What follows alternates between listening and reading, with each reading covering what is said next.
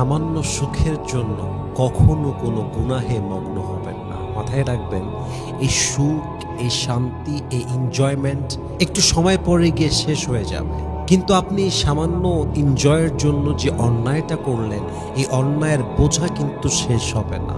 এই পাপের বোঝা আপনাকে কবরেও শাস্তি দিবে। এই পাপের বোঝা আপনার জীবনটাকে দুনিয়াতেও অশান্ত করে তুলবে।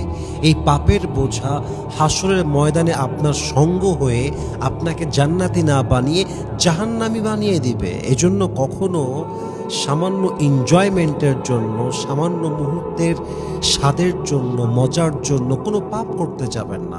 কারণ পাপ তো আপনি করে ফেলবেন, কিন্তু পাপের বোঝা কিন্তু আপনি চাইলেও ফেলতে পারবেন না। অ্যাট দ্য সেম টাইম এটাও মাথায় রাখবেন, কখনো কোনো সামান্য কষ্টের জন্য নেক আমল ছাড়তে যাবেন না। কারণ সামান্য কষ্ট আপনি করলেন ঠিক আছে, কিন্তু আপনি কষ্ট করে যে আমলটা করবেন, এই আমলটা কিন্তু দুনিয়াতে শেষ হবে না, কবরেও আপনার সাথী হবে, হাসরেও আপনার সাথী হবে। হতে পারে এই ছোট্ট একটা আমল, যেটা আপনি সামান্য কষ্টকে স্যাক্রিফাইস করে দুনিয়াতে করে এসেছেন, এই ছোট্ট আমলটাই হতে পারে আপনার জন্য কিয়ামতের দিন জান্নাতে যাওয়ার ওয়াসিলা হতে পারে, আপনার নাজাতের ওয়াসিলা হতে পারে। ঠিক কিনা বলেন?